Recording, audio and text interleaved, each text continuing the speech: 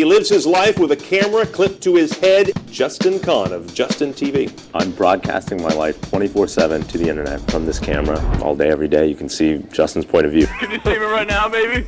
I guess this is my last video on Justin TV. Have you heard of Twitch? Twitch was basically the same infrastructure. It was almost like a reskinned Justin TV at first. Twitch TV has been purchased, but no, not by Google, by Amazon. The internet giant is buying Twitch for almost $1 billion in cash, one of Amazon's biggest acquisitions ever.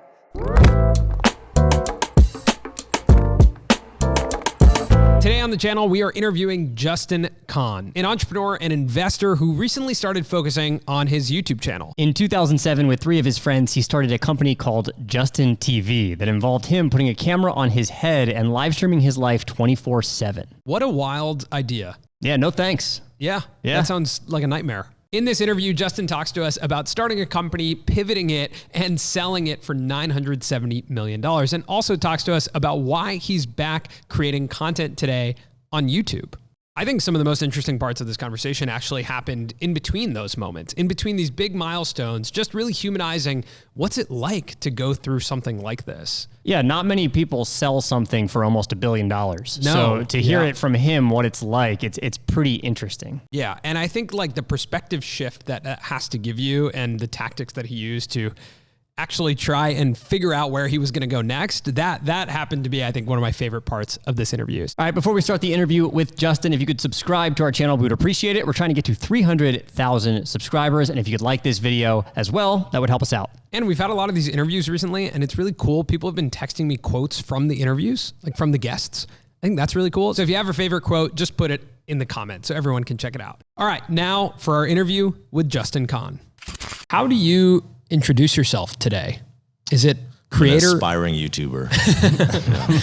Aspiring full-time YouTuber. That's amazing. No. That's so good. You know, you have an incredible history as a creator. Back in 2007, you kind of decided to take to creating in a very unique way. I'm just curious what led you into that world of Justin TV? You know, zooming backwards, I got my start as a startup founder in 2005. I graduated from school. You know, we had the startup. It was called Kiko. It was a web calendar, kind of like Google Calendar. But we launched 1 month before Google Calendar came out, and it was worse in every way. And so TLDR, Google Calendar came out, crushed us.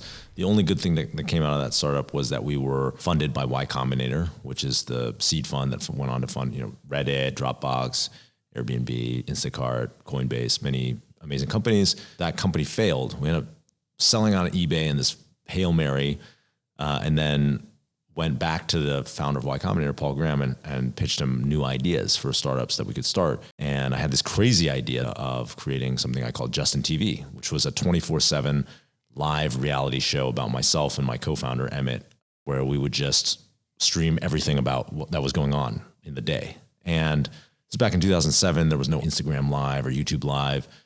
There was no Periscope or anything like that. So there was no way we knew, like technically there was no way to stream live on the internet, but we had this idea, and the core of the idea was that, you know, you say it a lot, and I say it too, it's like people follow people. Like always had this idea that if you put billboards in Times Square of just some random person, you could make them famous, right? Like just for like the name recognition alone, they don't have to have a particular talent or anything like that. And this was kind of before like Keeping Up with the Kardashians. It was like, you know, there was reality TV, but it wasn't really generating like superstars yet, right? And so I had this instinct, and so I was pitching Paul. I was like, oh, I have this idea for Justin TV.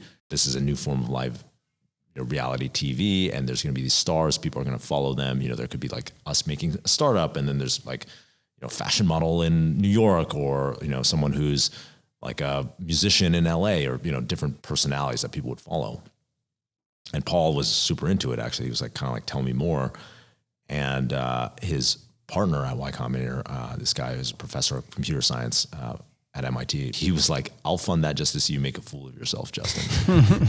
And so we walked out there with a check for 50 grand with no idea how to build Justin TV technically, but with this idea of like creating our own live streaming show. And we were luckily engineers, so we spent the next 6 months like building this platform and this streaming camera and hardware device, and then we launched it. Why were you comfortable with streaming your life? Well, I was something very on- uncomfortable, actually. Okay, Yeah, yeah. that's important to talk about because it was you who was the first person Yeah. to take that on. That's right. So I was actually very uncomfortable. And I remember the night before we launched, I was like, oh shit, what did I get myself into? I promised like all these, we had 3 other co-founders. So there are 4 co-founders. They all were doing this full time. One of them quit school. Kyle, my co-founder, quit school to come out and do this. And then we were going to launch a show and I'm like, oh shit. Like the night before, I'm like, what did I sign up for? This is silly. And there was no real social media. Like Twitter was just getting started then. So there weren't really examples of people who have been successful doing this.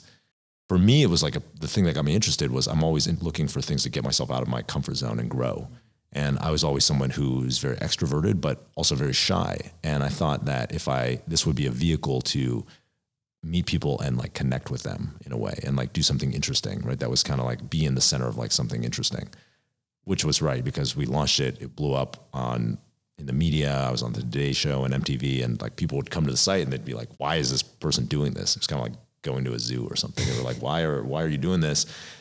One, number 2, your content is extremely boring because it was like us on our computers in our office, like talking about like keeping the web servers up and stuff like that. And then luckily they started asking for, how can I create my own content? And that eventually became a platform. That was, Justin TV, the platform to let anyone stream. And then that's the company that turned it into Twitch. How did you handle the feedback at the time from people who weren't commenting on the platform or on the technology, but on just that, the fact that it was boring? Like, how did that feel for you personally? Well, it was at one level, I kind of knew it, right? People would come out and be like, you suck.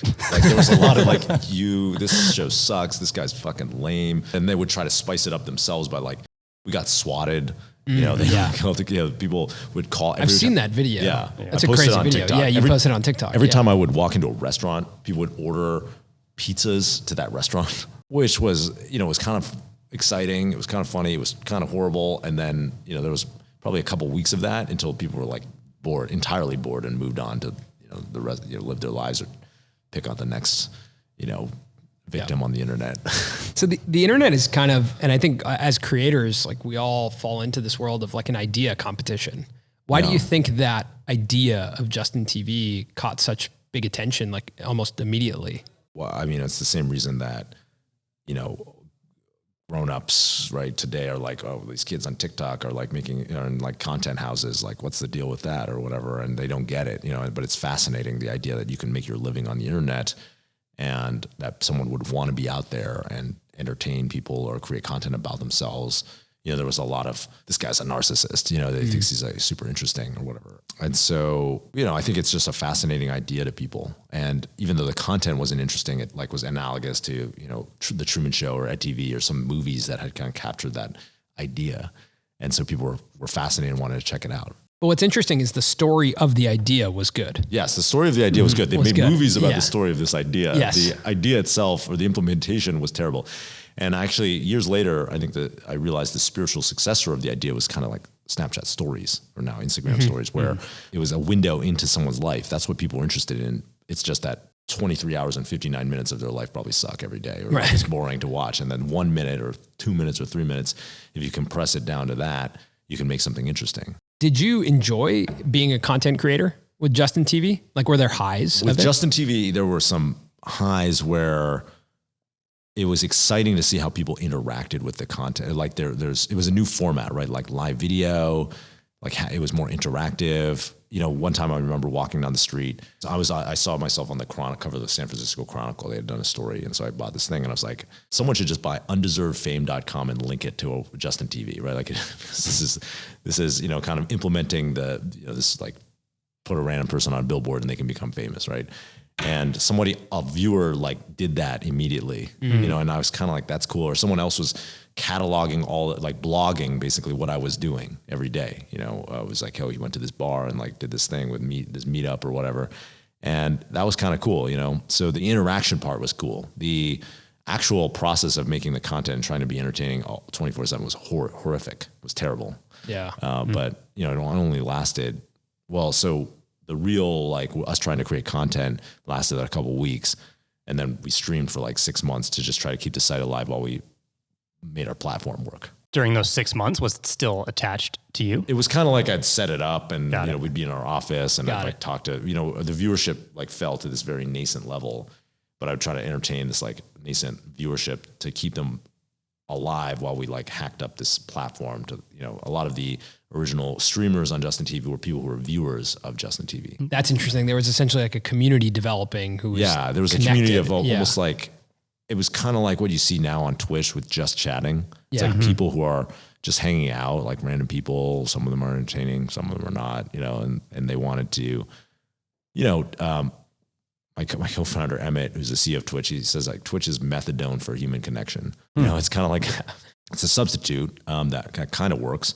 And I think there were a lot of people on the internet who just wanted to hang out with people and connect with people. And so live video is a great way to do that because you feel like you're there with them. Quick break in the interview to thank the sponsor of today's episode, Oura Ring. Oura Ring records data like your skin temperature, your vital signs, and your sleep to give you insights on how to live a healthier life. Now, one interesting thing about our relationship with Oura Ring is once we started wearing the product and really seeing how it worked, we believed in it so much that we actually ended up investing in Oura Ring. So we are investors in the product. How about that? That's how much we believe in Oura Ring. Now, Oura Ring works with some of the top athletes in the world, including athletes from the NBA, the WNBA, NASCAR, and Formula One. So I think one of the best parts of Oura Ring is that it helps track your sleep. It helps you understand how you're sleeping and actually encourages you to have healthier habits. Another thing is that as creators, we end up sitting down for long periods of time. One of the things that was most shocking to me was to find out how much inactive time I have. That was a piece of data that was really helpful and also really jarring when I first read it. Information, though, that you need to know. Information you need to know. It's basically your health accountability buddy. And that's really important because being a creator, a lot of times it's just like you in a room, you don't know when to stop, you don't know when to get up, you don't know how you're sleeping. So this has been really helpful for us. So whether you're an athlete, a creator, an entrepreneur, or just someone who wants to live a healthier life, if you're interested in Oura Ring, you can click the link in our description to learn more. Also, share your sleep scores with us. Like, how you guys sleeping? You know how's everybody out there sleeping? How you guys Super sleeping? important. Sleep's so important. Like, are you part of the 88 club? Because I'm sleeping at an 88. Is anyone in the 90s? You keep bragging about your sleep, man. Is anyone in the 90s? If it. someone's getting a 90 sleep score, I want to know about it, and I want to know what you're doing. So share that with us. Check out the link in our description. And now back to the show.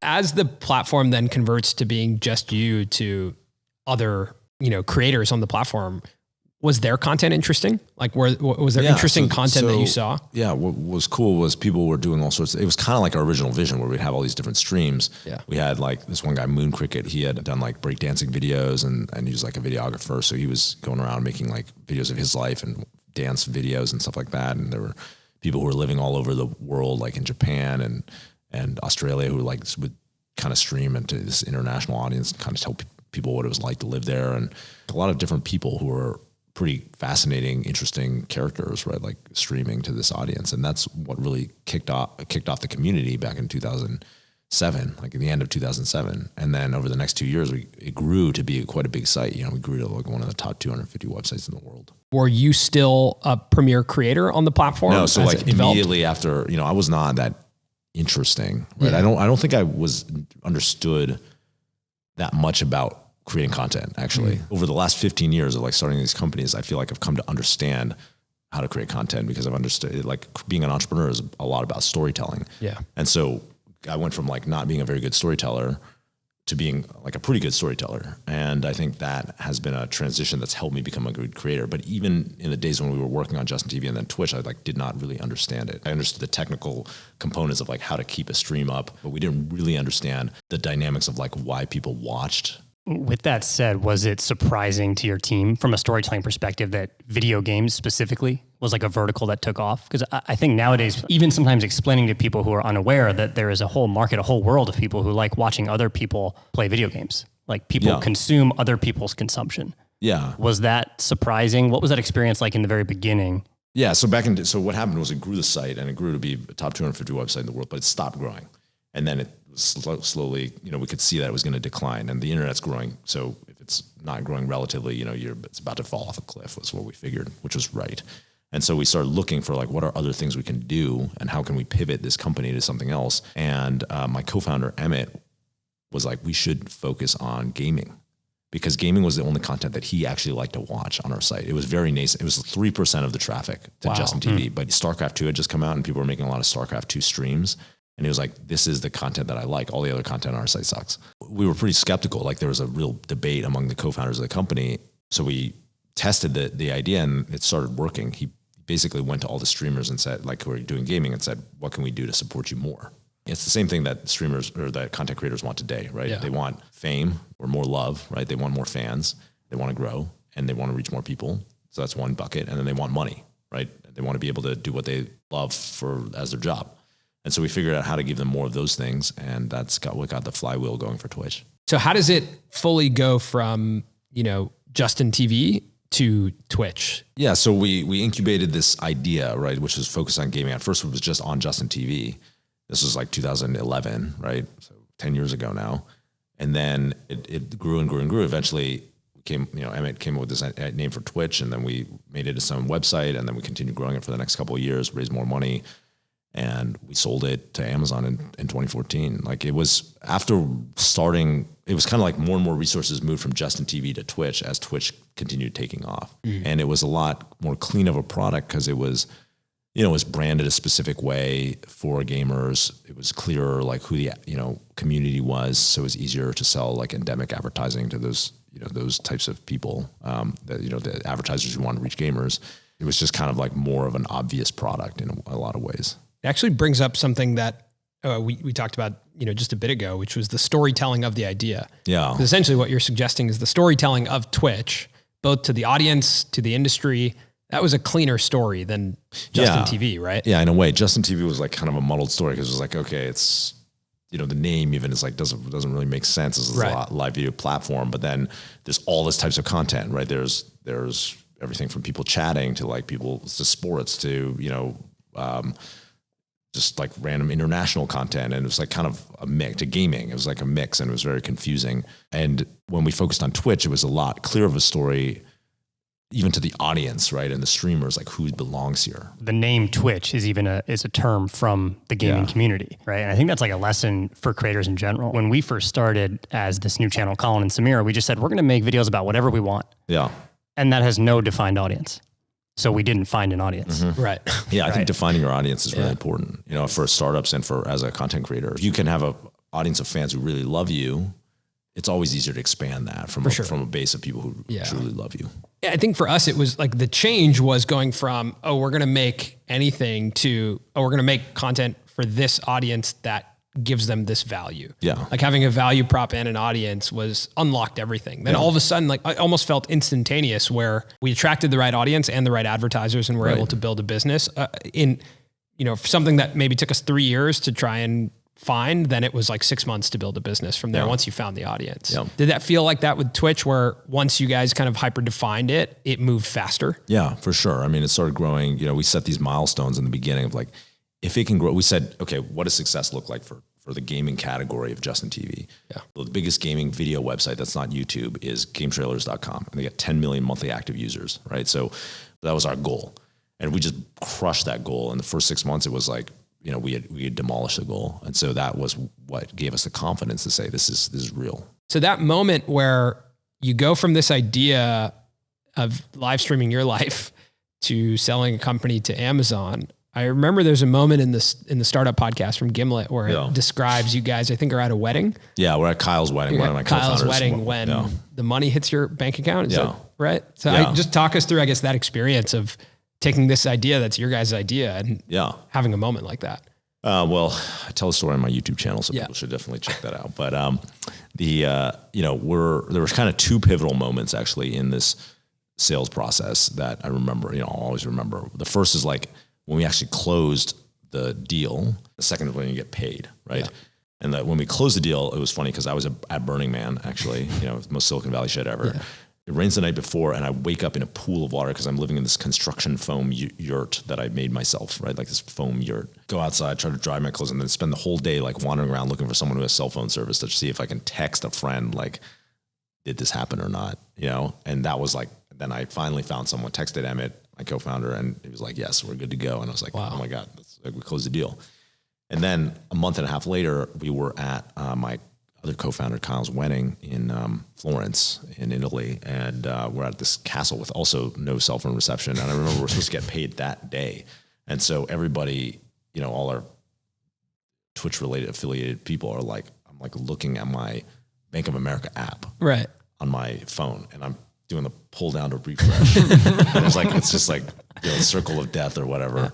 And finally, it like goes through, and it's like, boom, there's like more money in I didn't even know Bank of America could fit that amount of money. And so, that was a pretty incredible experience. And I mean, obviously there was a pretty great party. It's like, in a way, that's good timing. I would have loved to be a part of that. That sounds. It's funny when I heard that story. It created a lot of aspiration for me. Yeah. Beyond like the monetary, success, but just that feeling of working with a team and having a moment like that.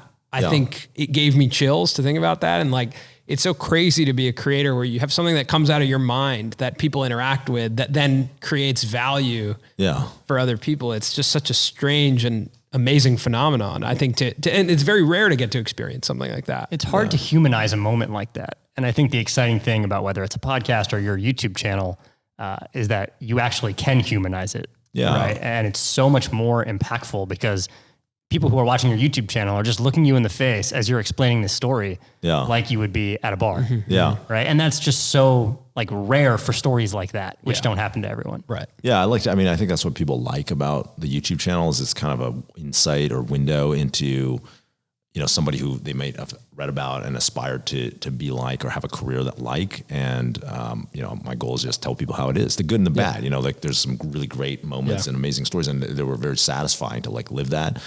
But then people think it's going to solve their entire life, right? Yes. And then it didn't. Like the TLDR, it's like didn't like solve my like every problem that I ever had or continue to have. And so, just being honest and telling people that I think is really important. So how much did Amazon buy Twitch for people who don't know? It was $970 million. $970 million. So just shy of $1 billion. Yeah, they just wouldn't go. They wouldn't do it. They wouldn't do it. So that amount of money, I mean, even for me, it's like, even for me, it's like crazy to wrap my mind around that amount of money. And I can imagine when you refreshed your Bank of America account and saw it, it's like this moment in time that's, I don't know. I don't even know how that potentially would feel as you imagine if you have like got $1 million deposited into your Bank of America account. How would that feel? Exciting. Yeah, it's the same thing. It doesn't feel like the law of large numbers is that like human beings are not capable of comprehending the difference between like 1, 10, like 100. It's like orders of magnitude. It's just the zeros and it doesn't really mean anything to you in a tangible sense. Right. So it actually doesn't feel very different. It's really interesting because I think about it all the time. I just to put money into perspective for myself, and then also Colin and I talk about this. I talk about it with my friends. It's like if someone did deposit $10 million into my bank account, I'm not positive I would know what to do. I'd be pretty confused actually. I'd probably just get a house. Yeah. And that's actually, I think I'm not positive what I would do after that. I would just get a house that I like living in. Yeah. And if that's my ultimate goal with all of this, I think as a creator, I can get there on the path that I'm on right now. For sure. Right. And it's like, that's really exciting.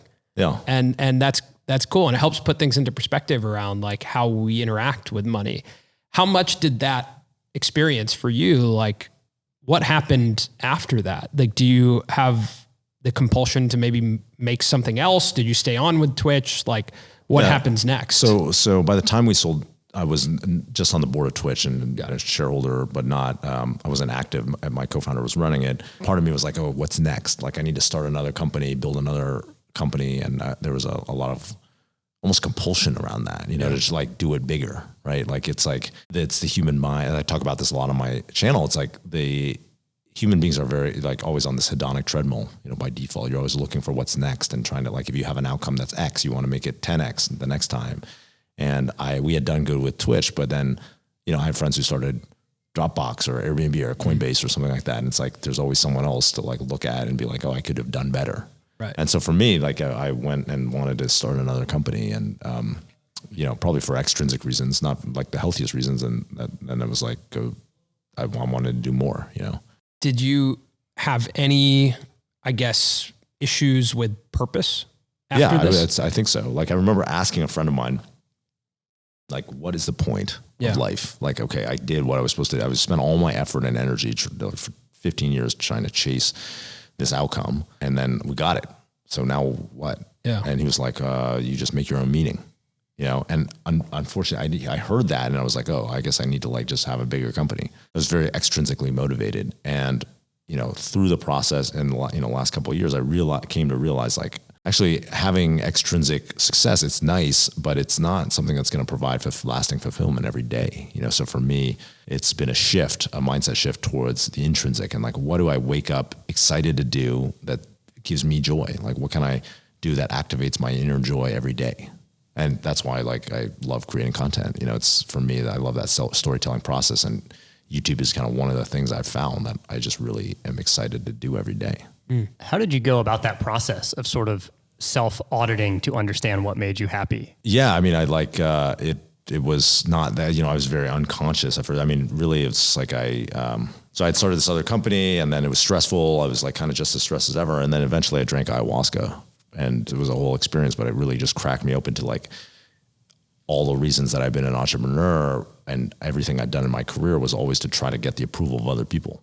And it was to living out kind of like things that I wanted in my past when I was a kid. I felt like I didn't get it enough. And so then, once I realized that and I accepted that about myself, then I could kind of work on like, is that how I want to show up in the world or not? And from there, like that was kind of the start of being more conscious about how I wanted to be in the world. That's amazing. Yeah. That's so It interesting. changed my life, but Did you do that in South America? Where did you do? I did in California. You did it in California. Oh, cool. Yep. And how did you land there? Were you open to an experience? Were you searching for an experience like that, or was that recommended from? I mean, I could tell you the whole story. It's Yeah, kind of a funny story. I So really want to hear the I'm ayahuasca story. interested. Yeah. I'm hooked. I had heard about it before, but it was the first time I heard about ayahuasca was like, it's kind of funny. It was one of our investors had wanted to go to dinner with us at Justin TV, and so with the co-founders, so he brought us out to dinner. It was pretty funny. He brought a date, and so there's like 4 co-founders and our like significant others, and then he brought this date, and this woman was like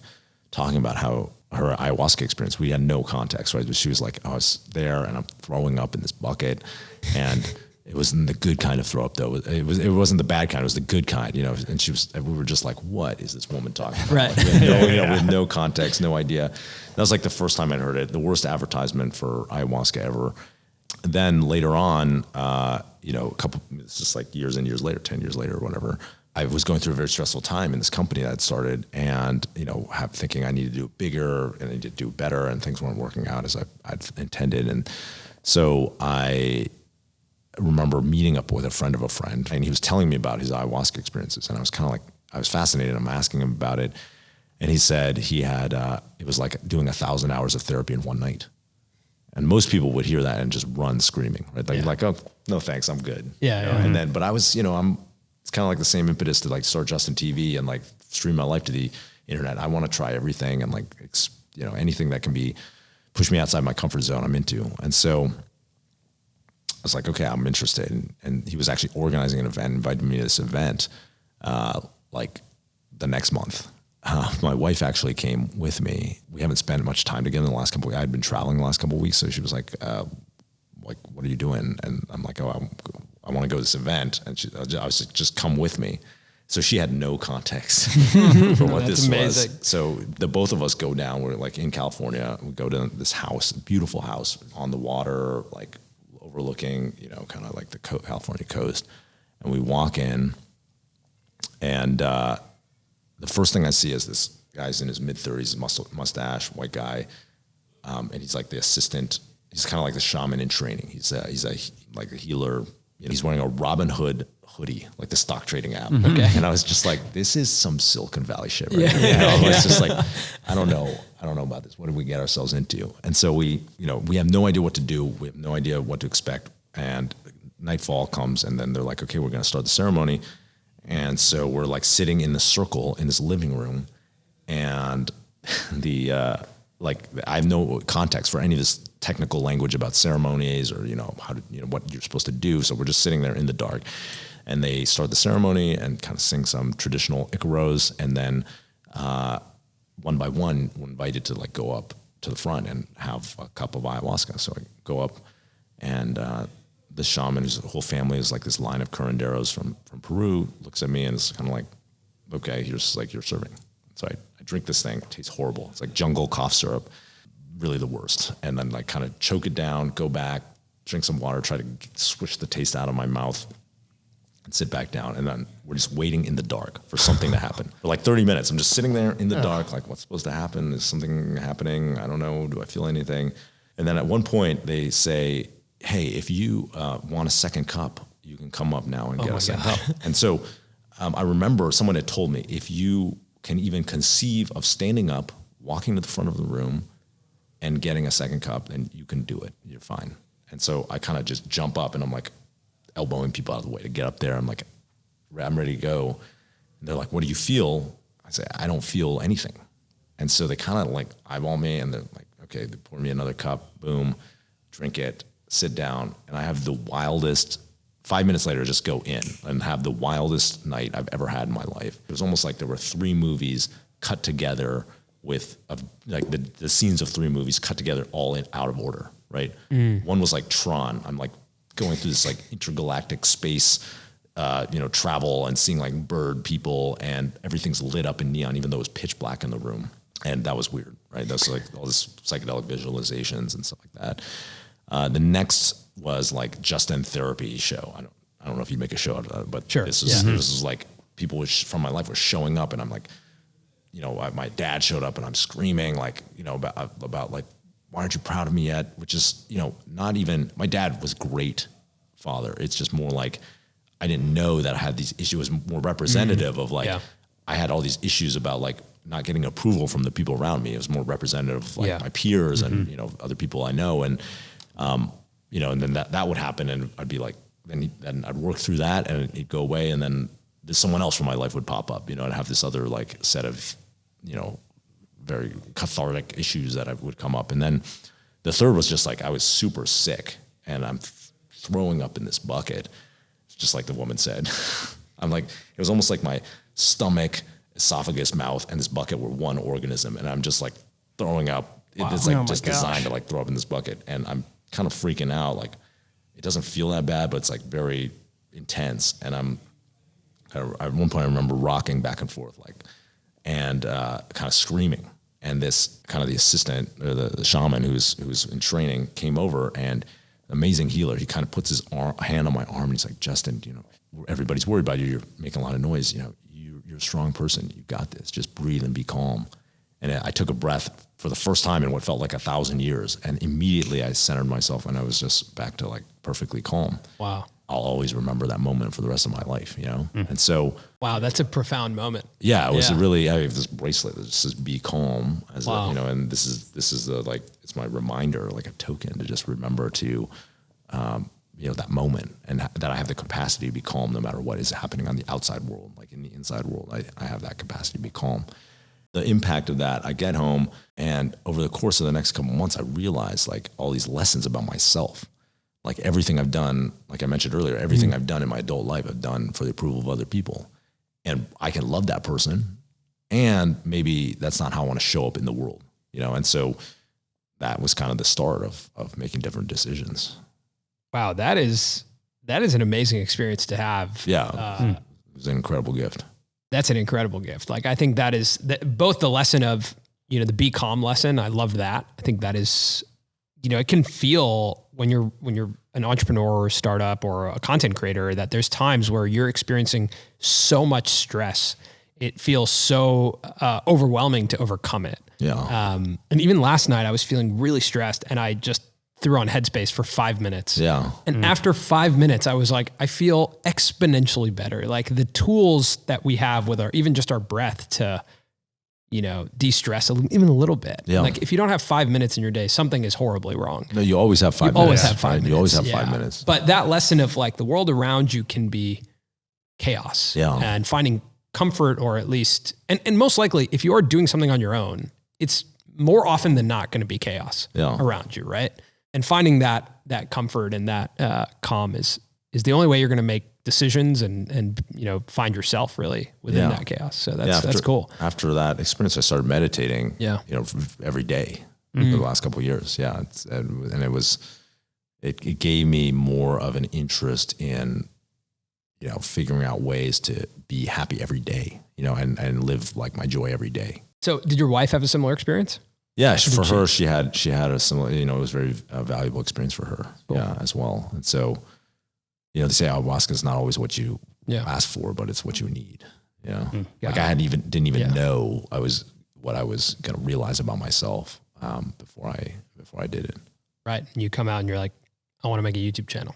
Well, the fast forwarding is basically like, I realized eventually the company that I was working on didn't work out, but I talk about that on my channel as well. But I started thinking about like, what are the things that I love to do? What do I love to do every day? And, I started creating, how I got to be doing YouTube now is like, I started creating this podcast as a way to connect with people around me, like, and have like a real conversation with them. It was a great vehicle for like having, when are you going to have a 90-minute conversation with even a friend of yours where it's just about them and their history and what they're into and like talking about, their experience. So I started doing that. And then at first I was like, I want to do it, make sure that I'm 100% intrinsically motivated. So I'm just going to do it and not promote it. I'm just going to do it, maybe tweeted it out, but I didn't do any sort of promotion around it. And so consequently got like no views. Right. But it was more to check, like, do I love doing this? And then for a couple months I was like, okay, I was doing it. I had some great episodes with like very famous people, but like they have like 100 or 500 views or whatever, because, I wasn't promoting it. And so then I was like, oh, I should promote it. Now that I know that I've liked doing it just for the sake of doing it, I should promote it. So I was looking to hire somebody to help me with my podcast. And I posted on this Discord server, Gen Z Mafia. Like, does anybody know anybody who, or would anybody here want to help me with this? And my now friend and YouTube producer, Jen Lee, responded and said, yeah, I can do this, but like, you should actually make a YouTube, basically. And I'm kind of like, oh, I don't know, like, why? I don't know anything about videography, or like, I didn't think of myself in that context. So I was a little skeptical at first, but she basically said, I'll do everything. And like, I'll edit it, I'll tell you what to do, edit it and post it, and all you have to do is like buy a camera and like record yourself. And so we did some talking head videos about telling some of these stories that I've told you, and launched it as a experiment. One of the things I realized was I love storytelling, right? And people really resonate with it. So it was a great creative outlet for me, and now we've been doing that since January. Has it changed your perception on YouTube as a platform? Like, has it opened your world up a little bit? For sure. I did not really, like, it's made me very interested in YouTube to understand, like, how are other people telling stories, right? So I started watching a lot of other content on YouTube just to see what's interesting, like, how are people interacting with, with YouTube. And I kind of came away with like a new respect for YouTube, the platform, and what they're, how they're creating, empowering creators, and then also for all the different types of people who are creating content on YouTube. Yeah. Who would you say some of your favorite creators are on the platform, or that you draw inspiration from? Yeah. So the first one that I really loved was Yes Theory. That's before I, probably started watching them a year ago, or maybe a little bit over a year ago. I just loved their positive message. And, some of the things I've described are like ways to try to get myself out of my comfort zone. And so I love their message around that, and around like connecting with people and connecting with strangers, and finding kind of like uniting around what we have in common. Right.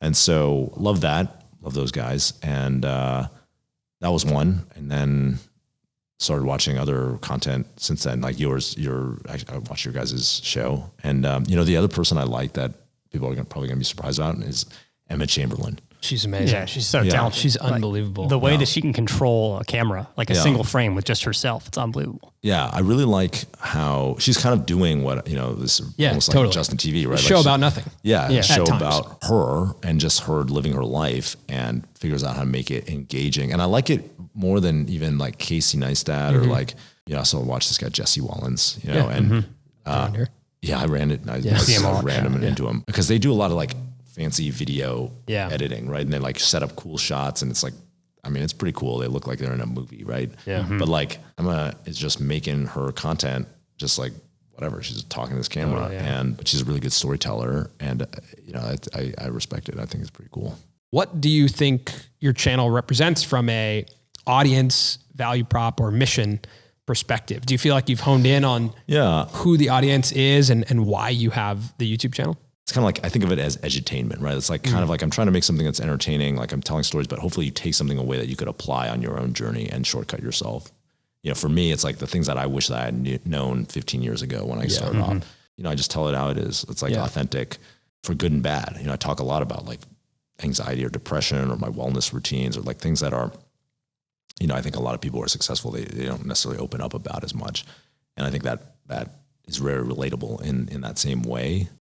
That's why Emma's kind of like my model, actually, because like I don't want to spend my time like making super cool cuts and like you know shots and stuff like that. I'm not really that. I'm more like interested in just the storytelling component versus the like videography. And so, you know, I think of myself as just some fucking guy. Like I don't think of myself as like the smartest guy out there or like the hardest working or with the best insights or anything like that. I think a lot of people out there or very disciplined, like a lot of people think of me as like I must be super disciplined. You know, he meditates every day. He like, he's like super successful. And so he must have had like these genius ideas. He must be a great programmer or whatever, you know, like, but I actually think I was fairly just average or like above average, maybe in some of these categories. And most people have like one or two superpowers, you know, that help me propel me in entrepreneurship. But, you know, I always, when I was at Y Combinator investing in startups, I would always tell people like, look, here's our Justin TV story, like the real story. If we could make it and be successful, you have no excuse, you know, like, and I really believe that because for us, like we just stuck with it. We didn't give up, you know, but we didn't particularly have very good insights or a very good plan or anything. We just like iterated and stuck with it and, you know, learned, and that was it. You know, eventually worked. I think for me, the really exciting thing about your channel, like the same way that when Justin TV went to Twitch and found a core audience, and then now Twitch is able to expand into other areas, your channel is kind of like that. Like you started out just telling stories mainly about your origin, about Twitch, about Amazon, about like even advice for young entrepreneurs. But now more recently, you've put out a couple of vlogs. Yeah. And one of your videos is why I started a YouTube channel. And you've gained that trust, right? Yeah. With your audience that they'll watch that video too. You're kind of coming back around to this is Justin TV 2.0, like where it's the edited version where you were saying like it's not 24 hours that are interesting. It's shorter. Like, it's 5 minutes. Capture the interesting 5 minutes or whatever. And I'll try to interweave some of my philosophy or things I've learned or like my opinions on the world in there. Hopefully that's helpful to someone. And that's it. Yeah. Amazing. Well, thanks for coming by. Thanks for the time. This was awesome. All right. Appreciate it. Thanks, guys. All right. We hope you enjoyed that interview with Justin Kan as much as we enjoyed doing it. That was such an interesting experience. We never got to talk to someone who's had that scale of success in business. Of $970 million. Yeah, like that's a rare person that you get to actually sit with, talk about the experience. 960, sure. 970 does totally not happen every day. Totally different ball game. Yeah. Yeah. But honestly, though, that's really crazy to hear his perspective on something like that. I think just understanding that being a creator of anything is somewhat of a similar like emotional journey. Having an idea, bringing it to life, having other people interact with it. There's somewhat of a similar journey that we can connect to. Now, to do it at that scale, of course, completely different, but it was exciting to humanize it through just sitting across the table from someone like that. Yeah, whether it's failing with a product you put out or just failing with videos, it's all about doing it in public, getting feedback, and getting better. I think what's really interesting is the thing that's connecting all of us now is YouTube. Like the thing that's connecting all of these people, investors, entrepreneurs, creators, filmmakers, musicians, we're all ending up on YouTube and ending up on social. And that's our commonality now. And that's what allows us to sit at a round table and talk together. Internet friends. Gone IRL. So we have been doing a lot of interviews recently, and we want to give you guys the opportunity to interview us. So we do have a segment called Comment Below where we read your comments and we answer them. We're thinking about doing a whole episode like this. So it's just like, it's a Q&A, but basically it'd be you guys asking us the questions. Maybe we'll even have you guys film those questions on video so you can actually be in our video asking us questions, interviewing us. But for today, we have one question that we're going to answer. Colin? Roll with Rory asks, when is the Later Gang merch coming out? Later Gang are all of you who are still watching at this point in the episode. Yeah, I think we all collectively decided to call the people who stay till the end of the episode the Later Gang. So if you're here, what's up, Later Gang? I think it's a good idea. We hadn't really thought about merch for Later Gang, considering it's like a 2-week-old term, but it feels like it's catching on fast, and I could totally see it happening probably alongside our Publish merch as well. Publish merch is going to be coming out in August, so stay tuned for that. Maybe after Publish merch, we launch a shirt that just says later with peace signs. Yeah. You know? So we already dropping the gang. This is like when Facebook dropped the. We dropped the. Yeah. You dropped the gang. Yeah. Well, we'll see. We'll see what happens. It's very early. We're launching into e-commerce in August with our products. So around that time, if you guys have a design for Later Gang merch, send it to us. Look, there's a lot going on at Later Gang Industries. You know, the sky's the limit for what the Later Gang could be. And yeah, who knows? So send us your designs for Later Gang, and thanks for asking that question. Stay tuned for a full Q&A and comment below if you have questions for us. All right, Colin? I'm going to roll the outro because you haven't rolled. My job is to roll the intro, and I haven't been able to because we've been doing all these interviews. It's been a long time since you've rolled an intro or outro.